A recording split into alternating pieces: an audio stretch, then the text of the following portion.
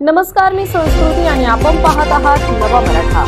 अहिल्यानगर जिल्ह्यातील विधान परिषदेचे माजी आमदार अरुण बलभीम जगताप यांचे वयाच्या 68व्या वर्षी निधन झाले। आमदार संग्राम जगताप आणि जिल्हा परिषदेचे माजी सदस्य सचिन जगताप यांचे ते वडील होते। मात्र आता अरुण काका जगताप यांच्या निधनाने सर्वत्र शोककळा पसरली आहे। अरुण काका जगताप यांनी युवक काँग्रेसचे अध्यक्षपद भूषवले होते, तसेच अहिल्यानगर महापालिकेचे नगराध्यक्षपदही त्यांनी भूषवले होते। जिल्हा क्रिकेट संघटनेचे ते अध्यक्ष राहिले होते। महाराष्ट्र क्रिकेट संघटनेचे कार्यकारी सदस्य होते। गुणे आयुर्वेद शैक्षणिक संस्थेचे ते अध्यक्ष होते। माजी आमदार अरुण काका जगताप हे सलग 2 वेळा अहिल्यानगर जिल्ह्यातून विधान परिषदेवर निवडून आले होते। 5 एप्रिल रोजी त्यांना अत्यावस्थ वाटू लागल्याने त्यांना उपचारासाठी पुणे येथील एका खासगी रुग्णालयात दाखल करण्यात आले होते।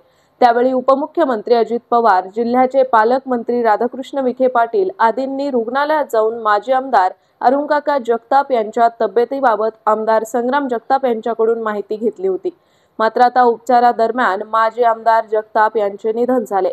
त्यांच्या पश्चात 2 मुले, 1 मुलगी, सुना, जावई, नातवंड असा मोठा परिवार आहे।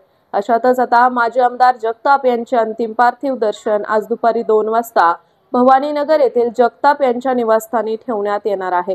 त्यानंतर भवानीनगर, महात्मा फुले चौक, जिल्हा सहकारी बँक, स्वस्तिक चौक, टिळक रस्ता, आयुर्वेद कॉलेज, बाबावाडी मार्गे अंत्यविधीसाठी अमरधाम येथे नेण्यात येईल। सायंकाळी 4 वाजता अंत्यविधी होणार आहे। तर अशाच माहितीपूर्ण बातम्यांसाठी चॅनलला सबस्क्राइब नक्की करा।